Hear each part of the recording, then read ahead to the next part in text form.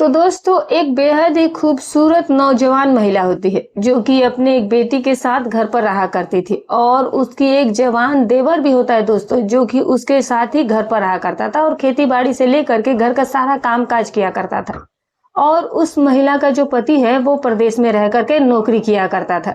और वो महिला जो थी वो काफी ज्यादा रंगीन मिजाज की थी। वो अपने देवर को ही अपने लिए सेट कर चुकी थी। जब भी उसका मन करता था तो फिर वो अपने देवर के कमरे में चली जाया करती थी और फिर उसके साथ मिलकर के अपनी सारी जरूरतों को पूरा कर लेती थी। फिर दोस्तों एक दिन की बात होती है कि दोपहर का समय होता है और वो महिला जो है वो अपने देवर के कमरे में चली जाती है और कमरे में जाने के बाद अपनी सारी ख्वाहिशों को पूरा करने लगती है। और ठीक उसी दौरान जो उसकी बेटी होती है वो उसे अपने चाचा के साथ ये सब कुछ करते हुए देख लेती है, जिसके बाद दोस्तों अब उससे रहा नहीं जाता है और फिर उसके सब्र का सारा बांध जो है वो टूट कर रह जाता है। और फिर दोस्तों इसके आगे क्या होता है अगर आप लोग सुनेंगे तो यकीन मानिए आपके भी होश उड़कर रह जाएगा। तो दोस्तों वीडियो को अंत तक जरूर देखिएगा क्योंकि दोस्तों आज की कहानी बहुत ही रोचक और इंटरेस्टिंग होने वाली है और साथ में सीख देने वाली भी है। तो चलिए दोस्तों आइए जानते हैं पूरी कहानी। लेकिन कहानी में आगे बढ़ने से पहले बस आपसे एक छोटी सी रिक्वेस्ट करना चाहती हूँ कि अगर अभी तक आपने हमारे इस चैनल को सब्सक्राइब नहीं किया तो सब्सक्राइब कर लीजिएगा। वीडियो को प्लीज एक लाइक हाइप कर दीजिएगा दोस्तों। और वीडियो अगर कहां से देखते हैं कमेंट करके अपना और अपनी सिटी का नाम जरूर बताइएगा दोस्तों। तो दोस्तों चलिए कहानी की शुरुआत करते हैं। तो दोस्तों ये कहानी जो है एक महिला की है जो कि अपने देवर के साथ अपने घर पर रहती थी और जिसकी एक बेटी भी होती है। तो दोस्तों ये कहानी जो है एक छोटे से गांव की सच्ची घटना है। दोस्तों उस गांव में एक मधु नाम की बेहद ही खूबसूरत महिला अपनी एक बेटी के साथ घर पर रहा करती थी। जो मधु की बेटी होती है वो भी बेहद खूबसूरत होती है। उसका जो नाम था वो किरण होता है दोस्तों। किरण जो थी वो अभी 10वीं कक्षा में पढ़ाई कर रही थी। और मधु का एक जवान देवर भी होता है जो कि अब शादी करने के लायक हो चुका था। लेकिन दोस्तों अभी वो घर पर कुंवारा ही बैठा हुआ था, जिसका नाम राकेश होता है। राकेश जो था वो अपनी खेती बाड़ी के साथ साथ घर का भी सारा कामकाज किया करता था। और दोस्तों जो राकेश का बड़ा भाई होता है यानी कि जो मधु का पति होता है वो पंजाब के एक लोहा फैक्ट्री में काम किया करता था। थोड़े बहुत वहां से वो पैसे कमाता था और जो कुछ भी वो बचाता था वो अपनी पत्नी को भेज दिया करता था ताकि बेटी और पत्नी को कोई तकलीफ ना महसूस हो। और जिस पैसे से मधु जो है वो अपनी बेटी को पढ़ा भी लिखा भी रही थी और घर का भी खर्चा जो थी वो चला रही थी। और दोस्तों जो राकेश था वो अपना खेती बाड़ी का काम किया करता और दोस्तों और जो भी अन्न उगता था उसे वो बाजार में बेच दिया करता था और जो पैसे उसे मिला करते थे वो भी उस पैसे से अपना घर वगैरह चला रहा था। और जो उसकी भाभी मधु होती है वो काफी ज्यादा रंगीन मिजाज की महिला थी। वो अक्सर ही मोबाइल फोन पर फिल्म देखा करती थी और जिसे देखने के बाद दोस्तों उसका मन जो था वो काफी ज्यादा व्याकुल हो जाया करता था। लेकिन उसका पति तो पंजाब में था और जिसके वजह से वो अपनी जरूरतों को ख्वाहिशों को पूरा नहीं कर पाती थी। और फिर दोस्तों एक दिन की बात होती है कि गर्मी का मौसम होता है और मधु जो थी वो अपने घर के छत के ऊपर मोबाइल फोन में फिल्म देख रही थी और उसी दौरान उसका मन जो है वो अचानक से काफी ज्यादा व्याकुल होने लग जाता है। तो दोस्तों वो इधर उधर देखना शुरू कर देती है कि शायद कोई उसे ऐसा मिल जाए। और तभी जो राकेश होता है वो भी छत पर ही चला आता है। और फिर दोस्तों उस समय जो किरण होती है वो अपने कमरे में बैठ करके पढ़ाई कर रही होती है। छत पर सिर्फ मधु जो थी वो ही मोबाइल में फिल्म देख रही थी।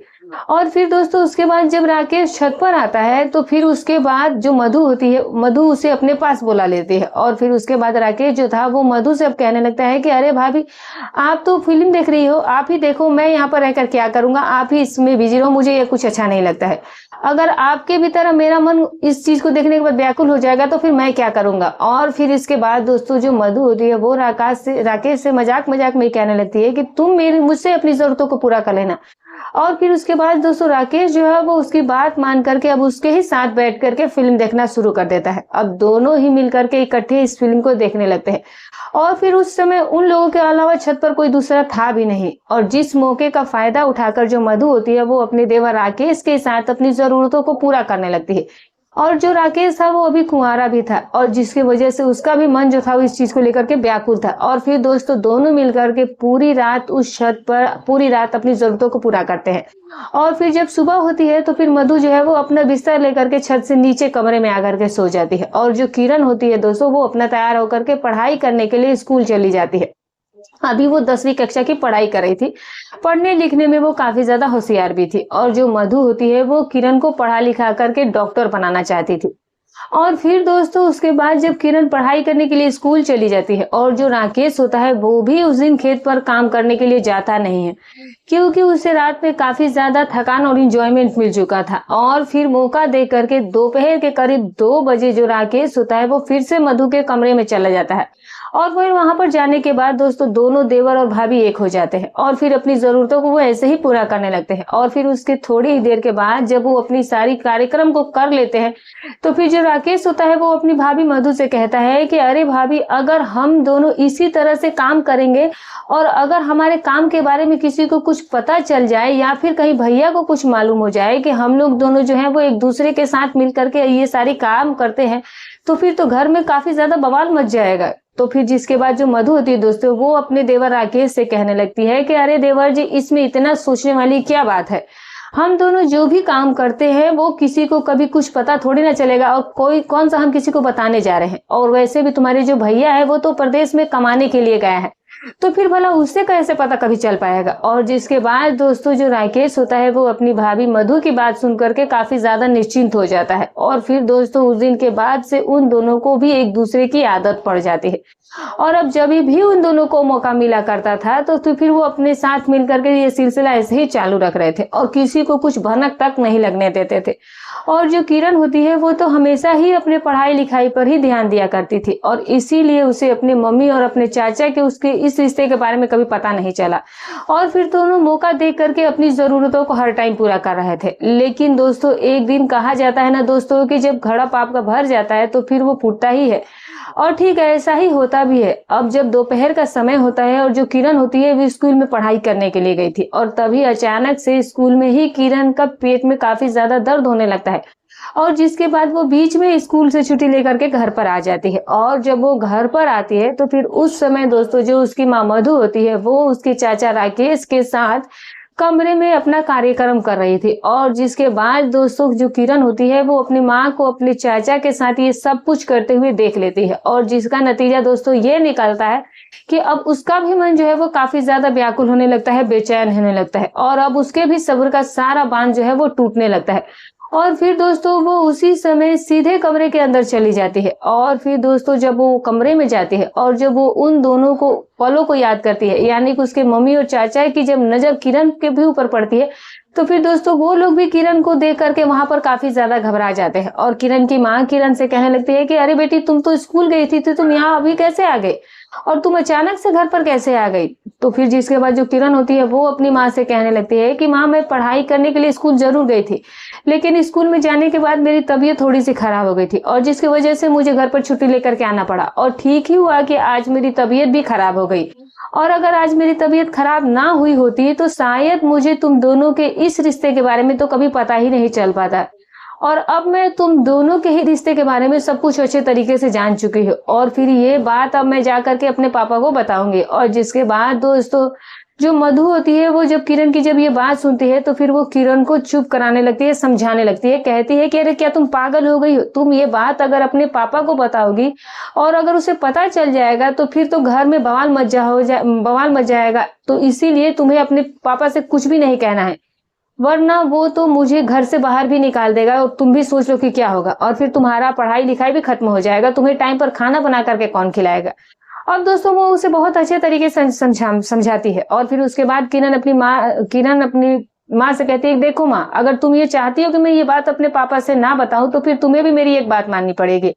और जिसके बाद मधु किरण से पूछने लगती है कि हाँ बेटी बोलो ना, तुम कहना क्या चाहती हो और क्यों, कौन सी बात तुम्हारी माननी पड़ेगी। तो किरण अपनी माँ से कहती है कि मैं भी अपनी जरूरतों को चाचा से पूरा करवाना चाहती हूँ, क्योंकि अब मैं भी शादी के करने के लायक हो चली हूँ, मैं भी बड़ी हो गई हूँ और मेरी भी अपनी कुछ इच्छाएं हैं। और फिर इसके बाद दोस्तों जो मधु होती है जब अपनी बेटी किरण की ये बात सुनती है तो फिर दोस्तों उसके पैरों तले से जमीन खिसक जाती है और अब वो किरण से कहने लगती है कि अरे किरण, तुम क्या पागल हो गई हो, तुम ये कैसी बातें कर रही हो। तुम्हारा चाचा जो है वो मेरे रिश्ते में देवर लगता है और देवर भाभी का तो हंसी मजाक वैसे भी हमेशा चलता रहता है और राकेश वैसे तो तुम्हारा चाचा है, तो क्या तुम अपने चाचा के साथ ये सब काम करना चाहती हो, तुम्हें थोड़ी सी भी शर्म नहीं है ये बोलते हुए। तो जिसके बाद जो किरण होती है फिर से अपनी माँ से कहती है कि माँ, जब तुम्हें शर्म नहीं आ रही है ये काम करते हुए तो फिर मुझे कैसे आएगी।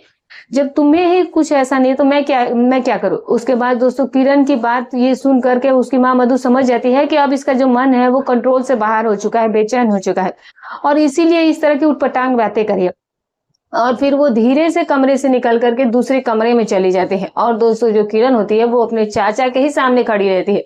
और फिर उसके बाद दोस्तों जो राकेश होता है वो किरण को समझाने लगता है, कहता है कि देखो किरण, मेरा और तुम्हारा जो रिश्ता है वो एक चाचा भतीजे का रिश्ता है, एक पवित्र रिश्ता है और हम लोगों को ये काम बिल्कुल भी नहीं करना चाहिए। तो किरण जो है वो अपने चाचा राकेश से कहने लगती है कि देखो चाचा, दरअसल बात कुछ ऐसी है कि आप तो जानते ही है कि अब मैं भी जवान हो गई हूँ और मेरे मोबाइल फोन पर भी फिल्म मैं भी देखती हूँ और उसे फिल्म को देखने के बाद मुझे भी मन करता है ये सारा काम करने के लिए। मेरा पढ़ाई में अब थोड़ा सा मन भी नहीं लगता है, बिल्कुल से मैं बेचैन हो जाती है और इसीलिए मैं कुछ देर के लिए अपनी बेचैनी को दूर करना चाहती हूँ। और जिसके बाद जब राकेश किरण की ये बातें सुनता है तो दोस्तों वो भी सोचने लग जाता है कि चलो एक दो बार किरण जो है वो अपनी जरूरत को पूरा कर लेगी और फिर उसके बाद ये नहीं कहेगी। तो फिर वो उसकी बातों को मान जाता है उसका चाचा।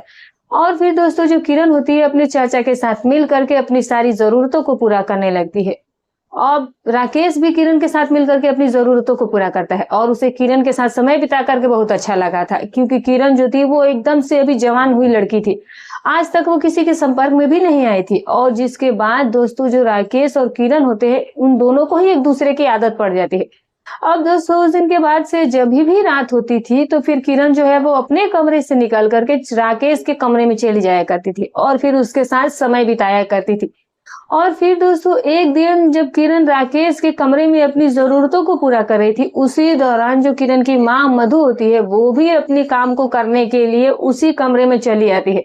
और फिर दोस्तों जब वो वहां पर जाती है तो देखती है कि राकेश और किरण जो है वो पहले से ही एक दूसरे के साथ लगे पड़े हैं। और जिसके बाद दोस्तों मधु जो है वो उन लोगों को ये सब काम करते हुए रंगे हाथ पकड़ करके काफी ज्यादा गुस्सा भी हो जाती है और फिर उससे रहा भी नहीं जाता है। और फिर दोस्तों वो किरण को खींच कर जोरदार तमाचा मारती है और कहती है कि किरण, अब जो हो गया सो हो गया, लेकिन आज के बाद तुम्हें राकेश के साथ ऐसा कोई भी काम नहीं करना है, वरना फिर मैं तुम्हारी जिंदगी ही खत्म कर दूंगी। और फिर इसके बाद किरण भी अपनी माँ से लड़ने लगती है और फिर दोनों के बीच में जमकर के लड़ाई विवाद हो जाता है और जिसका नतीजा दोस्तों ये निकलता है कि जो किरण होती है वो अपनी माँ की ही जीवन लीला समाप्त कर देती है और फिर अपने ही एक छोटा सा उसके घर में हथियार रखा हुआ था और वही हथियार उठा करके वो अपनी माँ के ऊपर चला देती है, जिससे उसकी माँ की ही जीवन लीला समाप्त हो जाती है। और फिर इसके बाद जो राकेश जब ये मंजर देखता है कि अभी उसकी भाभी मधु इस दुनिया में नहीं रही, तो फिर दोस्तों वो डर के मारे रातों ही रात घर छोड़ करके भाग जाता है। अब किरण घर पर अकेली बच गई थी और फिर सुबह होने के बाद गांव वाले किरण के घर पर आते हैं और जब वो वहां पर आते हैं तो देखते हैं कि किरण जो है वो अपनी माँ की ही हत्या कर चुकी है। तो दोस्तों फिर ये लोग जो है गांव के ही लोग गांव के थाने में दे देते हैं यह सूचना और फिर उसके बाद पुलिस किरण के घर पर जाती है और किरण की माँ मधु का शव लेकर के पोस्टमार्टम के लिए भेज दिया जाता है और फिर किरण को पकड़ करके थाने लाया जाता है, उससे पूछताछ की जाती है। और दोस्तों जो राकेश था अभी तक उसका पता नहीं चल पाया कि वो कहाँ भाग गया था। पुलिस जो है वो अभी भी उसकी तलाश करती ही रही है दोस्तों। तो दोस्तों ये थी कहानी।